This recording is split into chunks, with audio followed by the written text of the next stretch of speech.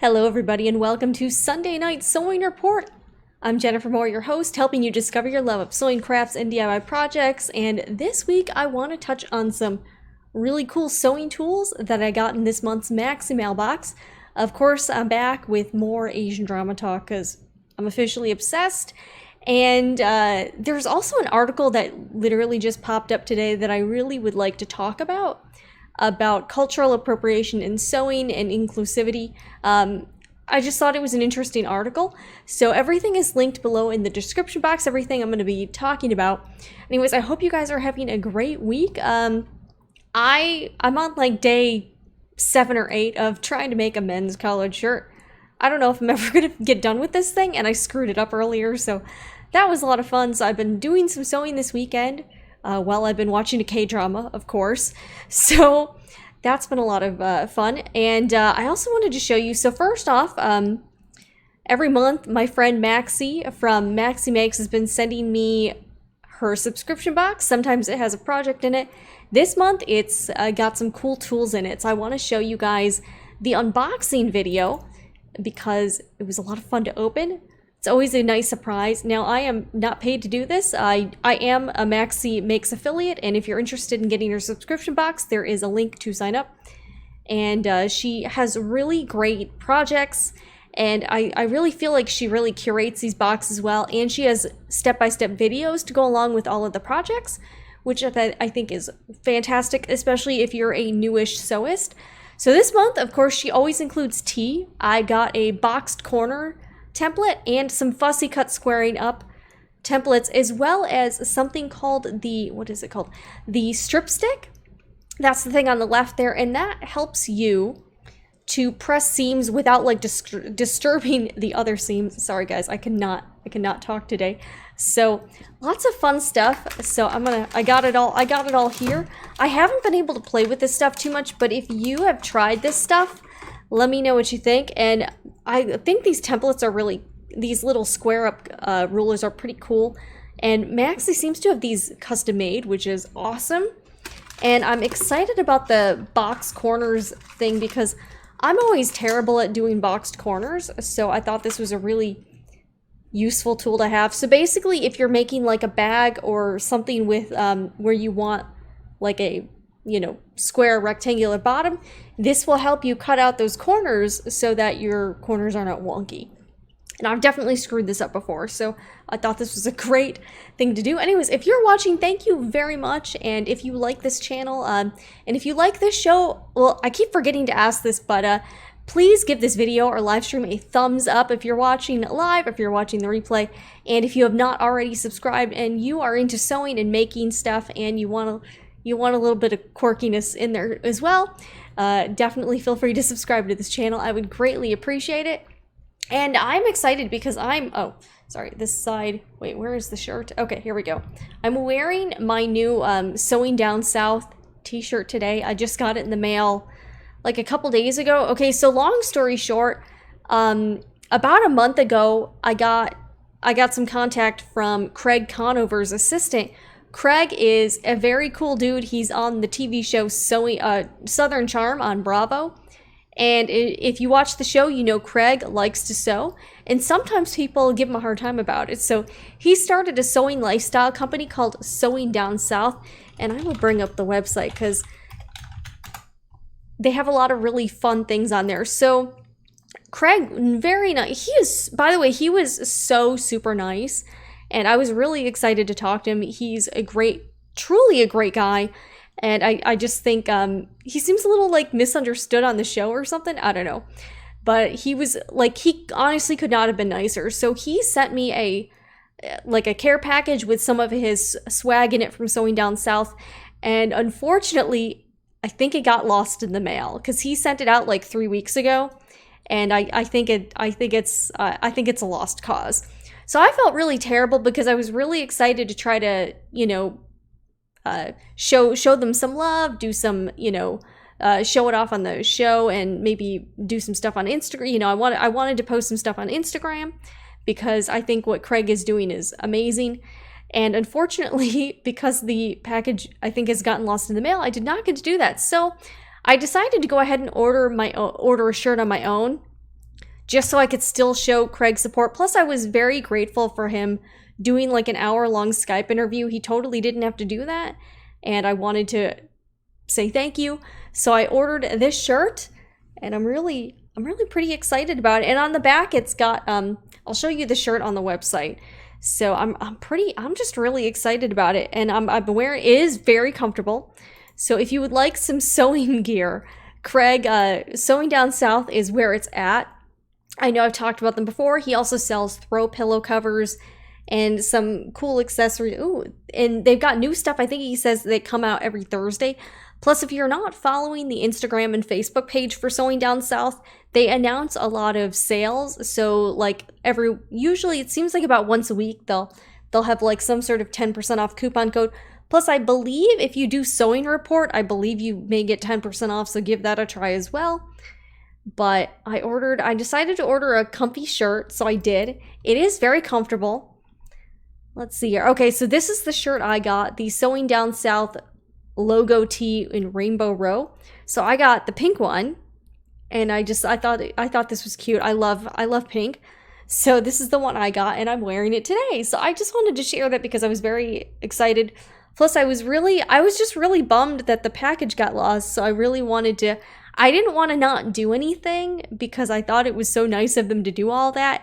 And it's not their fault. It's not anybody's fault that the package got lost. Well, except for maybe the post office. I don't know. No offense to the post office. Nobody's perfect. So anyways, yeah. So I'm wearing the Sewing Down South shirt, and I am just super excited about it. So I've been sewing M6044, the men's shirt, collared shirt. And I think I've shot enough material for probably like 80 videos or something.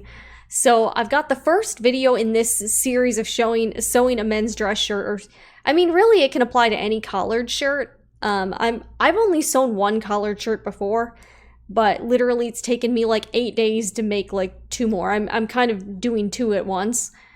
So a lot of fun, and it's not as difficult as I thought it would be. It's just a lot of individual steps.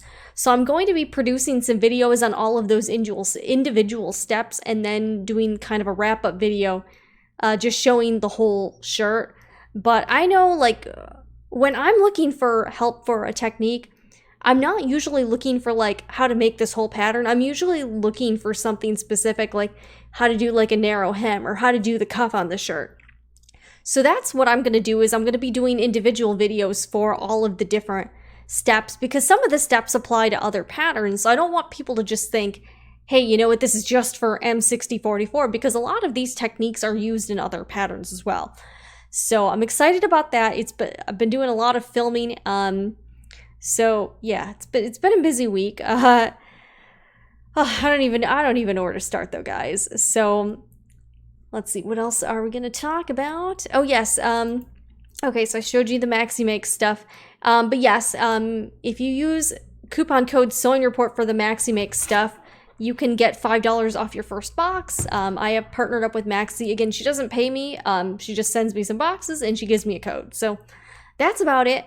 But so next, I do want to talk about this article that came out. I kind of just saw this today and I was reading. I kind of missed the boat on it.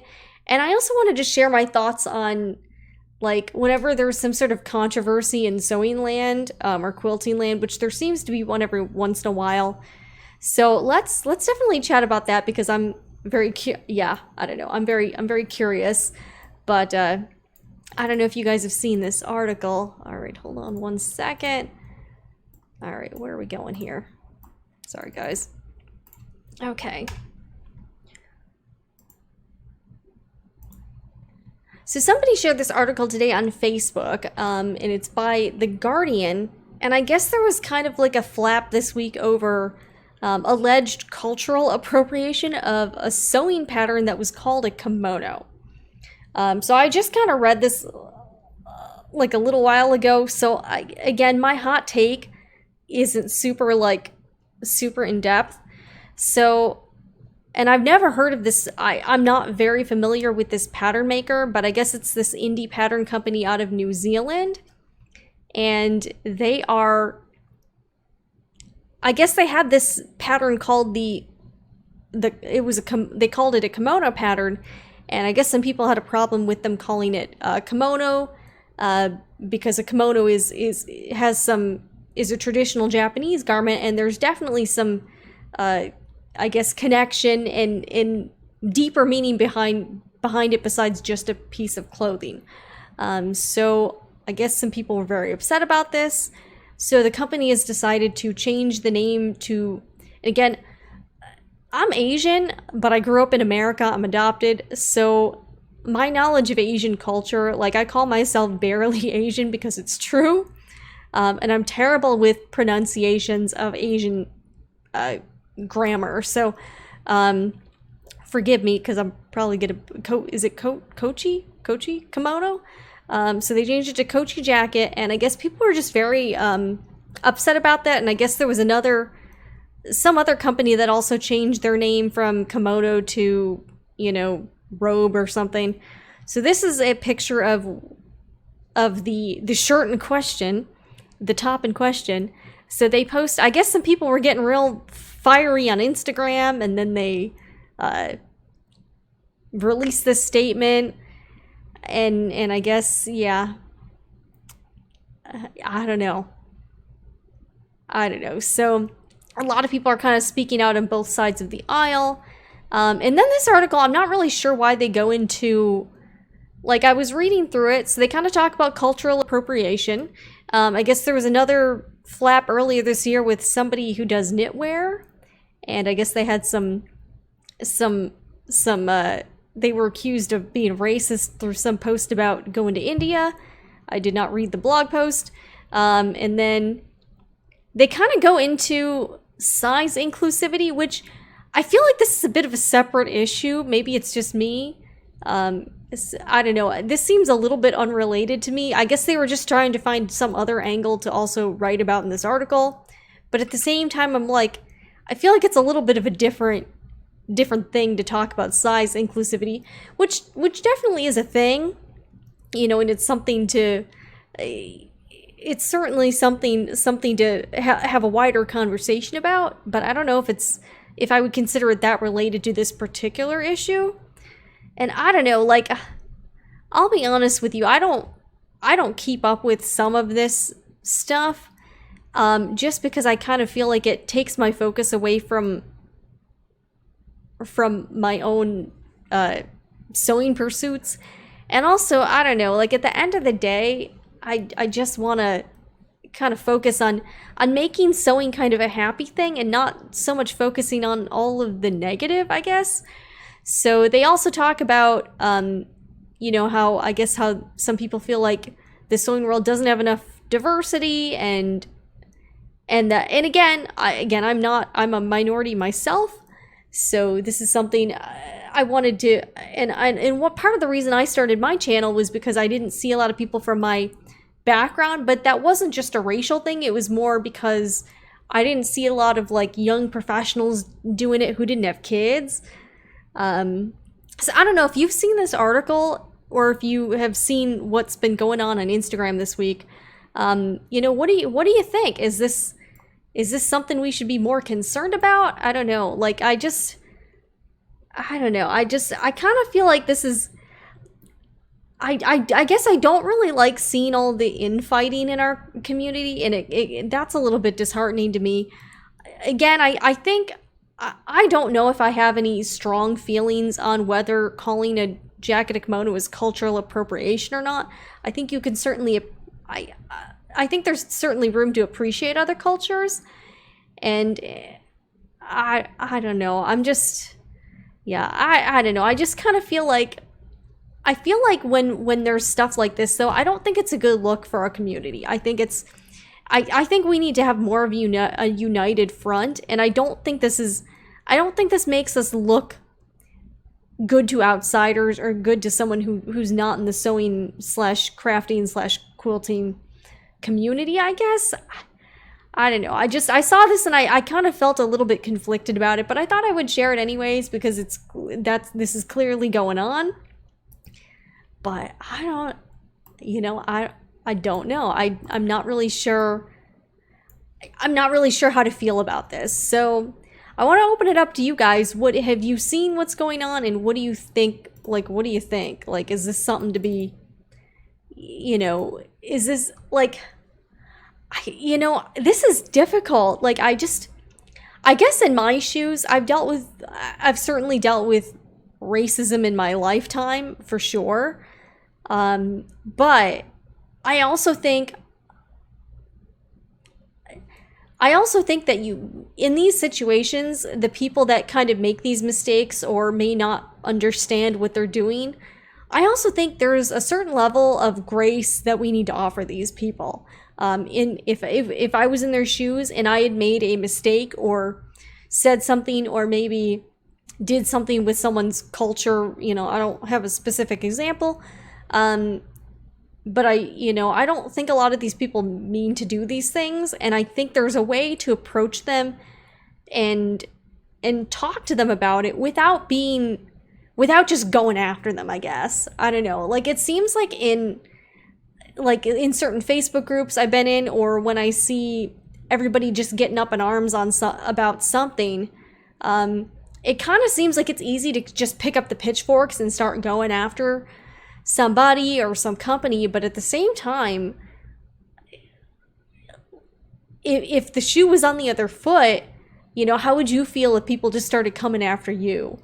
Like, again, people make mistakes, and I at the same time, I think there needs to be some sort of redemption or some sort of grace for people as well. Just because if there's no room for error, all of us are going to fail because nobody's perfect. So I don't know. I thought it was good that this company decided to, I guess, they clearly responded to the public outcry.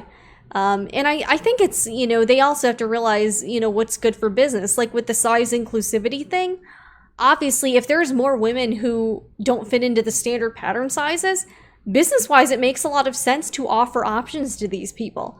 Also, if you're, like, I know in the makeup world, a lot of people get very upset when they don't have shade ranges for women of color. And I see that as a business opportunity. Whatever business decides to do that, they're going to get that customer base. So I don't know if I'm just going to rail on these companies that don't do what I want, but instead support the companies that you do, I guess. I think we're getting a little heavy here, I realize, but I just wanted to kind of chit chat about this a little bit. Again, this is a very hot take, so we'll see how this plays out. I feel pretty neutral. I don't know. I'm not going to really share like my opinion on it because at this point I don't really have one. I don't know. I think this is kind of a tough thing though.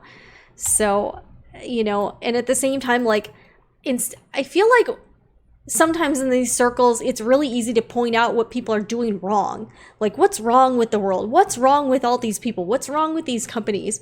But maybe the better approach is to point out what's being done that's right. So, I don't know. And again, I'm not Japanese, but I am Korean, so I know there's a lot of differences. But personally, I don't really get, I guess I don't get offended if someone makes a mistake about my culture. And I've even been learning a lot more about my culture more recently through watching more Korean entertainment, which has been really helpful for me. But I've even made some ignorant mistakes or statements about my own culture. Like, so am I a racist? I don't know. But I just think there's a lot to think about, but I also think there's a lot it's just really easy. It's really easy to point the finger at somebody or to accuse somebody or to, pick up that pitchfork, but it's a lot harder to be a little more diplomatic. And I do think we need that in this community rather than to just go after somebody. So I don't know. I'm just like, yeah, like, okay, so I'm reading some comments. Sorry, it's been a while. I totally agree. I think this cancel culture is just like out of control. So I don't know. All right, so let's read some comments. I can't. All right, I'm trying to read these comments. All right, here we go. All right, so we've got some good comments. So Liz has studied Japanese for a few years, and kimono has two meanings, one clothing or two traditional Japanese garment. So that's good to know. And again, I'm certainly not, I am for sure not an expert on Asian culture. Let's get real here. I'm barely, yeah, yeah. I'm sure I could be ignorant or offensive at some point. So yeah, I don't know. But Sodium, I like your content. There has to be, so she says, there has to be some grace. We definitely live in the cancel culture of social media without hearing all the facts when companies do things wrong. And the other thing is, I'm sure these companies didn't, I have a hard time believing that this company wanted to be racist or wanted to be offensive. Obviously that's not very good for business, first of all. But yeah, I think this cancel culture, I really think we need to be a little more careful about just going after people or companies or brands when there's something that we feel like they've done wrong. And I don't know, I just think it's a little, I feel like we're being a bit hasty and not talking to them. Like if it was your friend and they made that mistake, would you just attack them? Or would you say, hey, you know what? Just so you know, this might be considered a little bit inappropriate or something. But it kind of seems like in the sewing and quilting circles in particular, I've seen some people getting pretty nasty in these Facebook groups, and that can be a little tough to see. Whether it be about politics or whether it be about race or diversity or size, you know, I don't think it's a good look for us when when there's infighting. So I don't know. Yeah, Liz, I agree. The witch hunt culture, I think it's just really dangerous for us to do that, because before you know it, they're going to be coming after you. Because that's the thing. If someone's making a mistake, how long is it before you make a mistake too? So I don't think it looks good for outsiders or for someone who who's not like in the sewing community, if they see people being so like, you know, nasty to each other or divisive. I think we have bigger issues, bigger fish to fry. I'm not saying it's not important to be sensitive to other cultures or race or size, but I am saying though that I would kind of rather focus on the positive things we've got going on rather than like try to tear other people down. So I don't know. But okay, and I'm glad Liz is here because I was telling her about this show earlier. So I've been watching a couple Asian dramas this week, and I don't know, this might be a regular segment on this live stream. So I want to share a couple dramas that I've been watching. Okay, so I watched one. So the first one, you're gonna laugh at me, but this one, all right, let me bring this up. So this first one is on Amazon Prime. So if you have Amazon Prime, you can watch this for free. It's included in your subscription. So this first one is called Let's Fall in Love. And now, if you're new to Asian dramas or if you've never watched one, this one is a Chinese drama. So there's a few different ones. Like there's Thai dramas. There's like Taiwanese dramas. There's ones, there seems to be from every corner of Asia. There's J-dramas, Japanese dramas. This one's a Chinese drama, so it's called a C-drama. And the one I'm going to talk about next is a K-drama, so it's from Korea. And they're all a little bit different, but they kind of have the same like thing. So most of these things, unlike shows here in the United States, these shows kind of have like they're a little bit shorter. Like instead of doing like 8 seasons of 20 episodes, there might be 16 total. So it's almost like watching a long movie, which is kind of good and bad. Like if you really like it, it's a little bit sad to see it end. But on the upside, it's not going on forever. It's not like Game of Thrones, which, by the way, had like, I still can't get over the ending of that show. But this one is long for an Asian drama. So this Let's Fall in Love, I would describe this as kind of like a Desperate Housewives set in China. And so there's 3 main females, and it took me like a couple episodes to figure out if they were like sisters or if they were friends or whatever. But this one is, it's 58 episodes. Oh yeah, so you gotta be in it for the long haul, and each episode is like 45 minutes. So this one spans over like it's got to be like, actually more like 7 years. Like they kind of do a lot of flash forwards like in the beginning. But I thought this one was interesting because a lot of these dramas I've been watching, some of the plot lines tend to be like so outlandish and also like not really reflective of the cross section of the population. This one is, the main character is actually a single divorced mom, which I think was interesting because you don't see a lot of divorced people in Asian dramas, and you also don't see a lot of single moms, so I thought this was kind of different. It also had like, so her friend, it's her friend who's like a housewife married to a rich dude, and then there's the perpetually single friend who's an interior designer, and she had a thing with the housewife's husband before they got married, and also she and there's a little bit of a love triangle, but not really, between the main single mom chick and then her and the dude. So that was kind of interesting. But, and the other thing I would say about this is I would say it's a mix between Desperate Housewives and Sex and the City. So it's like trying to be Sex and the City, but it's very PG. It's very PG rated. So there are certainly some themes that are not family friendly, but like there's no cursing in it, and there's certainly no there's no nude scenes. I have not seen anything even remotely close to a nude scene in these things yet. So they're very a little more chaste, I would say, and I guess that's part of the culture. So this one, the single mom, these people, it kind of is set a lot in this architectural firm. So the single mom falls for the hotshot architect, but also there is a very big storyline in this one that involves coffee. I'm not joking. Coffee. That part of it was a little bit much. I'm like, what? Coffee, really? But coffee actually plays a very big part of their romance. So this one was still not super realistic, but some of the themes in it, I feel like more people could relate to. Like there's like out of wedlock pregnancy, there's divorce, there's cheating. So I feel like, I don't know, like a lot of these Asian dramas, the themes are like fake relationships, or, you know, I'm meeting a billionaire, like things that like would never actually happen to you in real life. So this, and also the single mom, also her son has some, has kind of some physical illnesses. So that kind of added, I felt like that made it a little more, again, realistic. So that was interesting, and also the kid on there was super cute too.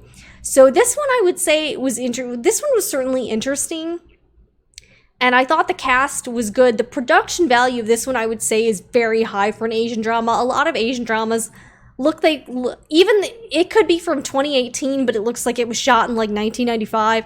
I don't know what kind of cameras they're using over there, but this one I felt had a little bit of a higher production value. Let's just say that. Of course, it's in Chinese, but there's subtitles, and after a while, you really get used to it. So this show I would definitely recommend. And also, I like that the subtitles are like really big, so I could be sewing, and I usually watch stuff on my computer, and I could still see it across the room. So this one, I finished it, all 58 episodes. I know. And they all have these like really long theme songs, so you kind of have to like skip ahead to that. And then the closing credits are like 4 minutes long for all of these things, so you have to kind of skip over that too. So that one was interesting. The ending was kind of bittersweet. It ended nicely for most of the characters, but there's a little bit of of course it's an Asian drama, so it's got to have some drama in it. There's some intrigue, but the architectural firm stuff, I'm like, all right. So the main characters, their interconnection is on a very deep level, and through some means that I think were a little bit of a stretch, but at least there's no fake relationship, contract marriage in this one, because that seems to be the theme of like every other one I've seen, is like they have to get married for some absurd reason, even though they're strangers. So, and it's not even an arranged marriage. It's just like Although one of the ones I saw was, it's like, my grandfather wants me to marry you. It's even though I don't know you. It's like, come on now. I mean, and I want to know too, here's my other question. Has there ever actually been any like fake marriages? Like besides like the green card marriage thing going on? I've never heard of anyone like getting married. It's sort of like that old show Ned and Stacy. I don't know if you guys, I know this is getting way off the rails here, but Ned and Stacy with like Deborah Messing and Thomas Hayden Church, where they got married because she needed an apartment and he needed like a promotion and he wouldn't get a promotion without a wife. That's what all these Asian dramas are like. But I want to know, has anyone in real life, has that ever happened? That to me seems a little bit out there. But okay, so the other show I've been watching, and I would say, oh, so the next one is shorter, and I would say I like it more. I know, I like it more. And Luna, for you, this one has a really kick-ass soundtrack. So this, I think, I don't know if I'm speaking too soon, but this may be my favorite Asian drama so far. I know that's saying a lot because I've been watching these like pretty much nonstop and I can actually kind of watch these while I edit, which just sounds crazy, but that's the truth. So this next one, this is on a website called Viki, V-I-K-I, and I've linked it below. There's a free version, which I have. So you kind of create a login and you watch them and they're ad supported. There's a lot of ads on them, but I've noticed if you watch several hours of these things, after a while, for me, the ads go away. So pro tip, maybe that'll happen to you. I don't know, but it's only when I watch it on the desktop. When you watch it on the phone or if you watch it on a tablet, there's always ads, but the ads are actually shorter. So this one is called Touch Your Heart. And another thing about Asian dramas is that often the title has like absolutely nothing to do with what the show is about. So if you see one and it's got a really hokey title, don't let that steer you away because it could be a really good show. Touch Your Heart, on the surface, you'd be like, okay, that sounds like some sort of really dorky Hallmark movie or something. But this one is about, it's actually about a law firm. I know. So this one is about an actress named Oh Yoon Seo, and she's an out of work actress. Her career's not going super hot, so she wants to get a job on a law drama. So I feel like this is a bit meta. You know, they're on a drama and it's about her trying to get on a drama. So in order to get on this drama, she agrees to go like undercover sort of and research, really get into the method acting thing, and she's going to work in a law office. So her management company's cousin owns like a law firm. And by the way, the law firm is called Always Law Firm. I'm not joking. I've noticed some of the business names in Asia. And again, I'm still kind of trying to wrap my finger around some of this stuff. But I've noticed some Asian businesses have like English names. I'm not really sure why. And also, I've never heard of a law firm called Always before. Like, is it like the Maxi Pads or something? I don't know. So she ends up working as a secretary under this like really dry, super like uber nerdy lawyer. And of course they fall in love because it's an Asian drama. So this one is set in Korea, and I freaking love this show. This show is everything. I would give, if I could give this 3 thumbs up, I would. I only have 2 thumbs. I mean, I don't know what else I would have to do. But this show is super, super adorable.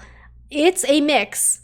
If you are like a child of the 80s and the 90s and you're missing the John Hughes movies like Pretty in Pink or Breakfast Club, and you also love the movie Clueless, Legally Blonde, and the show The Office, this show is 1000% for you because I feel like it combines all of those aspects. She's a little bit like Cher in Clue. The main character is this girl with impossibly great skin and red hair, and she looks like she's like 80 pounds. And she also has like a really great wardrobe. So we'll get to the wardrobe because her clothes are amazing. So her whole thing is that so she's a little bit like Cher from Clueless or Elle Woods from Legally Blonde. She loves pink. She likes dressing up. She's very girly. Her house looks like her house looks like some sort of kawaii explosion, and she has like a huge teddy bear. So she goes to work at this law office, and at first, of course, her and the lawyer hate each other. The law firm, like, cast is actually really good, and they're very much, like, if you love the show The Office, these people kind of have that sort of chemistry going on, and the CEO of the law firm reminds me a lot of Michael Scott from The Office. So there's that going on. Again, there's a little bit of mystery. They solve some crimes together, and then but it's got like major 80s and 90s vibes. Like, so all of those like really epic scenes from your favorite 80s movies, like the scene with like Judd Nelson and Molly Ringwald in The Breakfast Club, or 16 Candles where that dude's waiting for her in the car. Like, you will get that feeling with this show. It's really good, and I would say if you have never watched an Asian drama before, or if you're like, if you don't think it's your thing, this would be the show to get you started, because there's a little bit of drama in it, but it's not frustrating drama. It's very, it's still very upbeat, and there are a lot of parts of the show where I just literally laugh out loud. The other thing I really like about this website, Viki, is that, here, I'll kind of show you, is that you can, let's see here. Let me bring it up here. All right, yeah, don't laugh at me, but I was in the middle of watching an episode before this. So while you're watching this show, you can comment in real time, and you can also see everyone else's comments too. And some of the comments are really funny, and you feel like you're watching the show with friends, like, because people will be reacting to certain scenes like, oh my gosh, no, and you get to see like what everyone else is saying about it. So I thought that's actually pretty cool. I don't know, I think that's pretty cool about the show. So I'm a big fan. It's called Touch Your Heart. Again, has nothing to do with what the show is about, so don't think it's super hokey. But if you are one of those people and you like that sort of thing, and you want to see a mashup, I'm not joking you, it's like Legally Blonde meets Clueless meets The Office. Legally Blonde, Clueless meets The Office meets a John Hughes 80s movie. It's like all wrapped into one, and it's such a good time. So I cannot recommend this enough. It's a really, really great K-drama. It's got 9.7 stars on Viki, and I was talking to someone earlier this week who I found out also watches Asian dramas, and she's got like the Viki Premium Pass. So you can get the free version, or you can pay for like watching it with no ads, or watching, like, I guess they have different levels of membership where you get to see different shows. I know that's sounding really out there, but I cannot stop talking about this. So I just wanted to talk about it here, because we're doing that. So anyways, yeah, I'm obsessed, and I'm now watching this for the second time. It's just so cute. Oh, and also her like clothes on the show I've been getting a lot of sewing inspiration, because I've just been like I love like all of this girl's, I love all of her outfits. All of her outfits are just like amazing. So I've just been so I found a website. I know this is, and I've also like the dude. Okay, so I also want to tell you too, the guy on this show, like he's like 1,000%. He's like in his 30s, and he has never dated anyone before. So that's very evident on the show, but it's like kind of cute, and it's kind of refreshingly innocent that they're just very like, shy about things. I don't know. And it kind of makes for some really funny moments, because this dude is just totally clueless. He's got this super hot actress girlfriend, and by the way, she's never dated anyone either, and they just don't know what to do with each other. They've never dated anybody before, and they're in their 30s. So imagine being in that situation. I was a bit of a late bloomer myself, so I kind of get it. But he, like, literally, this dude, like, half of the storylines are because she does something, and he just has no idea, like, how to take it. He's never dealt with this before. So he ends up, of course, asking the roommate. And I guess the guy on this show, his name is Lee Dong-wook. Apparently, fans call him the Wookiee. And he's one of Korea's, like, biggest actors or something. I looked him up on Instagram. He's got, like, 4.5 million followers. And I guess a lot of people are shipping these actors in real life. So their names are Lee Dong-wook and Yoo Ina. and people are really wanting them to date for real. So maybe that'll happen. I don't know. Also, this girl is my age and she looks like she's like 20. So I've been also inspired to maybe get in better shape. I don't know. But let me show you some of the clothes in the show. I've been really scoping out her outfits because I've seen a lot of stuff that I want to try to make myself. I don't know, but there's a lot of good stuff going on. Okay, so yes, I found a website where they review her fashion, and this girl is like just crazily cute. She also is like, I don't know how cold it is in Korea, but she has like 50 jackets, so I don't know what that's all about. But oh my gosh, she had this one suit that and I looked up some of her clothes, and some of her, like, she's all wearing like she's wearing like all these like $5,000 outfits, and she's got $2,000 purses, and I'm just like, I don't know. All right, hold on a second. Let me go back because I want to find, I think it was episode 10? Okay, I think it was episode 10 where she had like the really amazing pink suit. I mean, if you miss the movie Legally Blonde, if you miss the movie Legally Blonde, this is definitely for you. I'm telling you, this is for you. All right, here we go.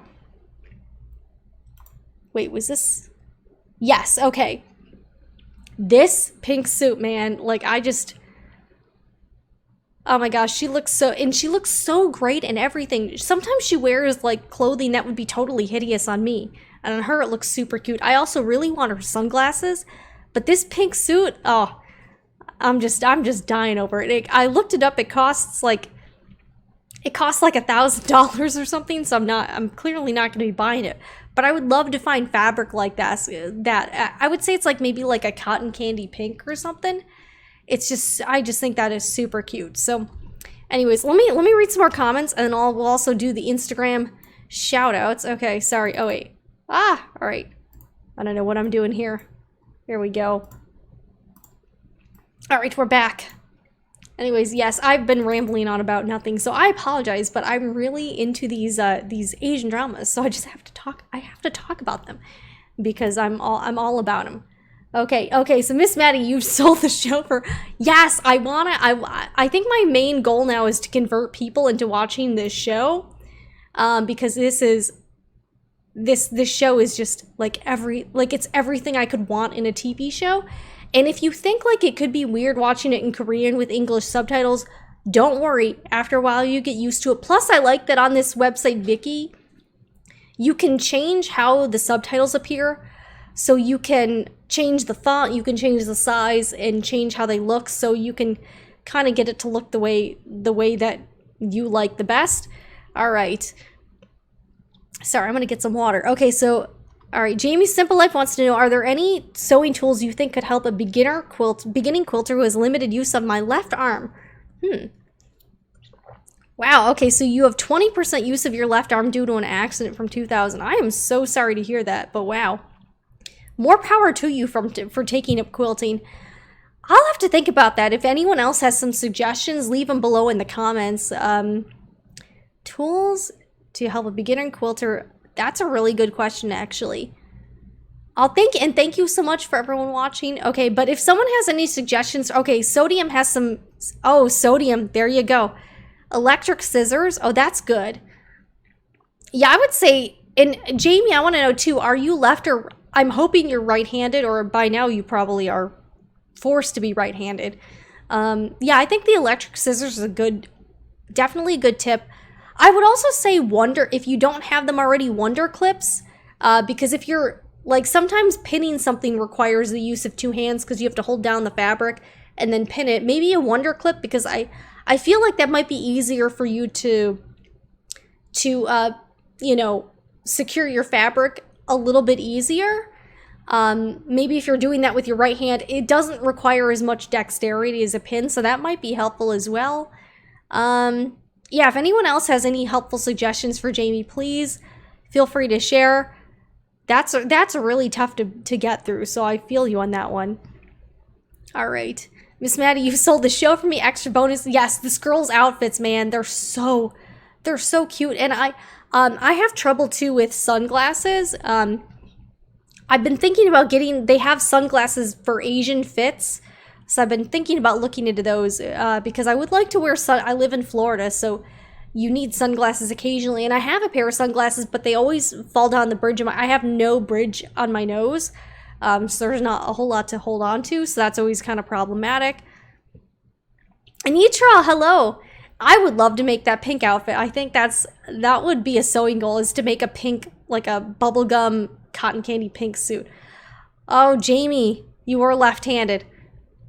Oh my gosh. Okay, oh, Anitra's got a good tip. Okay, this is a really good one. Use small dumbbells to weigh down your quilting roller while you weigh your fabric. Oh, Anitra, thank you so much. That is a really good idea. Actually, because then, yeah, if you're holding down the fabric, you can use your right hand to do whatever you need to do, and you don't have to worry about holding that down. That's a really good tip. Yeah, dumbbells would be good, because, yeah, then the fabric would be held down. Really good. Okay, you guys are really coming through. Okay, Terry says a basting gun would be great. Good suggestion, too. I like that. I'm glad. Thank you guys so much for helping out Jamie. I love seeing all this. This is so awesome. And yes, please, if you end up watching, anyone out there, if you end up watching Touch Your Heart, next week, we'll talk about it again, but I want to know what y'all think. Oh, and this one is only 16 episodes, so it's not super long. So it won't be it's not like Let's Fall in Love that's 50. Oh, so one thing that did bug me about Let's Fall in Love. Okay, so here's the deal. This single mom main character, she gets pregnant out of wedlock, so she ends up marrying her husband. Then let's just say she's not with the husband for very long. So this dude, her love interest on this show, this guy really goes to like hell and back for her. Like he loses his job because of, a situation she kind of got them in. He goes to jail. Like, all right, not trying to spoil things, but let's just say he really, I would say he definitely proves his worth. And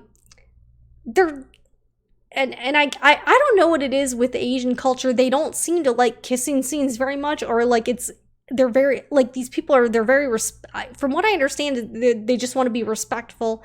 So there's not a lot of like, there's not a lot of PDA on these shows. Let's put it this way. It took this brother 57 episodes out of 58 to get a kiss. I'm like, dude, like what is going on with this? Like, I mean, she's been married before, so it's not like she's never kissed a guy. I don't know. So I was like, really, sister? I don't know. So that was about that show. But Touch Your Heart is only 16 episodes, so it gets through a lot. I felt like the pacing for this show was a lot better. And also they get to the meat of the show a lot quicker than Let's Fall in Love. That took 57 episodes for her to finally like reciprocate the dude's feelings, and I'm like, oh brother. I don't know. I felt like, I mean, as far as playing hard to get, that this woman went like way above and beyond. But the girl in Touch Your Heart, she kind of likes the guy right away. So that it kind of was less frustrating. They get together a lot quicker. There's a little bit of drama, of course, because it's a K-drama, but it's resolved fairly quickly, and the people don't do anything like crappy to each other. So I appreciated that. Like, there's, nobody does anything really horrible. They just have some like life direction issues or whatever. So yeah, this show I would highly recommend it. And if you haven't watched a K-drama before, you're in for a ride. This is not going to be the first one you're watching, let me tell you that. All right, so let's see if anyone is tagged Sewing Report Squad. We will check that out. All right, and I'm glad, because apparently YouTube was down earlier today, so I was kind of wondering whether we were going to be able to have a show, but things seem to be okay now, so that is a plus. Oh, I think we got a couple new posts. All right, this is great. Okay, we actually have something to talk about this week. Oh, excuse me. Okay, I think I might have just burped. Okay, that was wonderful, right? All right, so we've got a couple Got a couple makes here we can share. Okay. All right, this is from, I think this is Dr. Jamie Carson. I think she just changed her, she might have changed her handle. So we've got Jamie making McCall's Learn to Sew 7348 in Art Gallery cotton knit. Oh, that is super cute. And I've seen that fabric before, and it is really, I really like that fabric. Good job, Jamie. All right, and she's got a couple other, oh, we got Terry, and I think Terry's in the live chat. Oh, awesome. She finished Butterick 6674 with custom cup sizes, always a good thing. How cute. I love seeing everybody's makes. Yeah, and I gotta finish this week. I'm gonna try to finish these shirts. So we'll see if I can get all the buttonholes and then sew all the buttons on. I did order some buttons, so those came in the mail. Okay, another one from Jamie. This is McCall's Learn to Sew M7120 with a pattern hack. She says, I made this flannel top last fall to wear to see the Huskers homecoming football game with Dad. How cute, with a matching scarf. Oh, thank you for sharing this. And another one, this is 7120 Pattern Hack 2, made with vintage cotton from my dear departed Aunt Beth's fabric stash from the 60s. All right, so this is kind of comforting to know that fabric does last a really long time. All right, so that's great. Oh, thank you for sharing this. Okay, and this is my post again. All right, so I think, all right, and I think we shared sodiums last week, but I do really like that picture of the serger. I did actually bust out the serger this week too to sew that shirt. So it was in a box. I haven't used it in like ages, so that kind of felt good. All right, let me try to get back to me here. Okay, but guys, this has been a lot of fun. I'm so glad we hung out, and yeah, I don't know, but like, and back to that article from The Guardian, I don't know, I don't want us to focus all of our time and energy on sowing discord. I just don't think it's necessary. I don't think it's productive or very helpful. I don't know. So I think to a certain point, of course, we all want to, if there's an issue, of course, that's something that might need to be addressed, but you just see people like just getting all up in arms and stuff. That's like, really? Like, I don't know. So thank you guys for joining me. Yes, let's see if there's any more comments. But and I really appreciate helping Jamie out. And Jamie, happy quilting to you. I also really want to do some quiltings. I got to do some quilting projects. That's something I haven't done in a while since I finished the dinosaur quilt. But a long time ago, a really long time ago, I bought a really cute popsicle quilt pattern, and I want to maybe I'll try to attempt that. Maybe do like a smaller project with it, just because I just thought the blocks were so cute. It's by, I believe it's called, I want to say it's Melly something. That's the pattern designer. So I'm thinking about doing that, but look for like a 58-part series on M6044, the men's shirt pattern. That is going to be coming up. Catherine's comment, you really don't use your serger that often. It's been a while. I haven't made a lot of clothing lately, and this year, like, I kind of said this at the beginning of the year, but I'm trying to focus more on sewing for other people than myself. Again, I don't really need that much clothing, and my like everyday wear is just very, very casual. It's like sweatpants or, you know, whatever. I think the only thing I might sew for myself is maybe some like PJ shorts.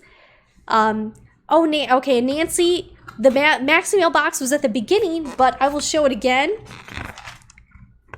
But yeah, if you want to watch the replay, I did share what we got in the Maxie Mail box. It was super cute this month, but let me bust this out. We got some Fussy cut / square up rulers. This is called the strip stick, which is for pressing seams without disturbing your other seams. And then the box corner cutter, which I will probably be using this quite often. Ah, where did you guys go? And of course some tea. But yeah, the popsicle quilt, I've been wanting to make that forever, and I bought the pattern from this lady like years ago, and I feel bad because I was like, I'm gonna do a video about it, and then I never did the video about it because I never got around to it, because you know how it is with sewing and quilting. You want to do all these projects, and then you end up doing like 1/10 of them, if that. And then projects always take like way longer than you think they are. Like this shirt, I just had to rip out all my top stitching on the collar because I accidentally folded over one. The other pattern pieces called you to fold the edges in on one side, so I did that for all of them, but I didn't have to do it for the collar.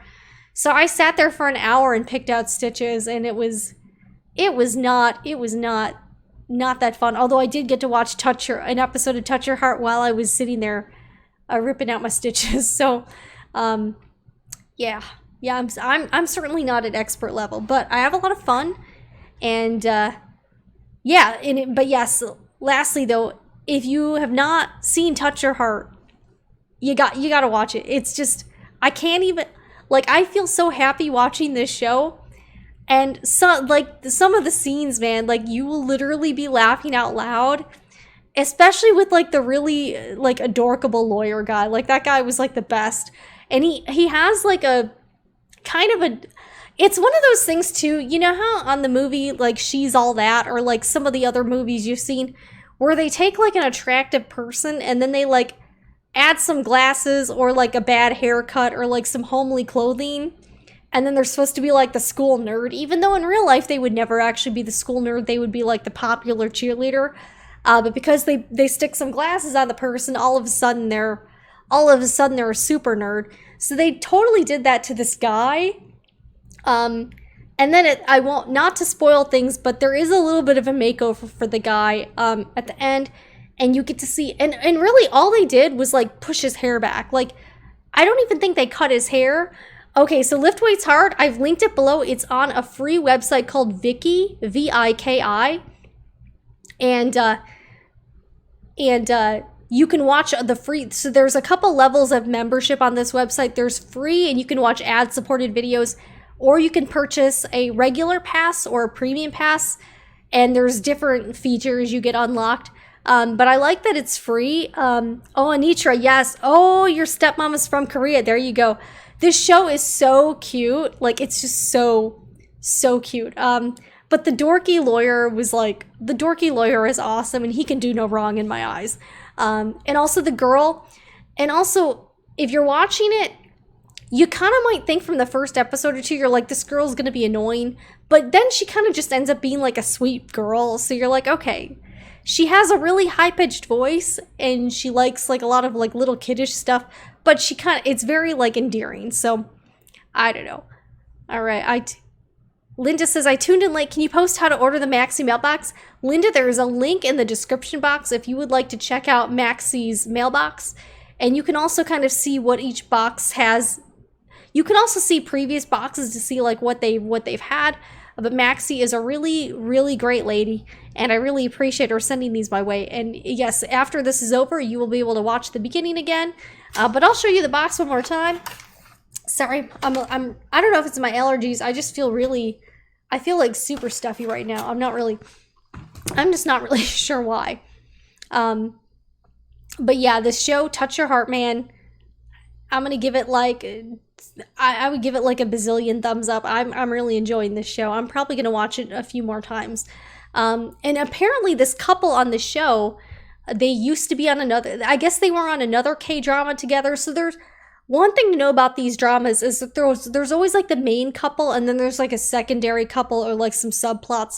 So on a different show, they were on a show that kind of seemed a bit like Buffy the Vampire Slayer called Goblin. And this dude played the Grim Reaper, I know, and she played some character named Sunny. So apparently their characters were very beloved by fans. So I think that's probably one of the reasons why they gave them their own show. And I just thought this show is great. But the law firm setting is it's really wacky. And also they use a lot of really weird sound effects that just kind of adds to it. And it's just a really funny show. And again, it's it's fairly family friendly. There's nothing, there's a couple kiss scenes, but it's nothing it's definitely very PG rated. I've honestly seen Disney movies that had more inappropriate content. So Korea, man, it's where it's at. And her outfits are just super, super cute. And also she spoiler alert, she decorates the office in pink. Need I say more? So if you haven't checked it out, or if you're new to Korean dramas, this is a really good one to get started. I'm really glad I discovered this show and this Viki website. Oh, this website's fantastic. So guys, I will see you again next week, and let me know what you're doing, what you're sewing, and I will be back. Hopefully by next week I'll have finished these dress shirts finally. So maybe I'll have an update, but there's going to be a lot of videos coming about these shirts. I'm doing just individual videos about each like portion. So they're a little more digestible. Plus, if you're just looking for a certain part, you don't have to watch like all 20 minutes with like all the steps. So guys, thank you so much for watching, and I will see you all next week. Have a great Sunday evening. I'm Jennifer Moore for the Sewing Report, and I will see you guys again in the next video or live stream.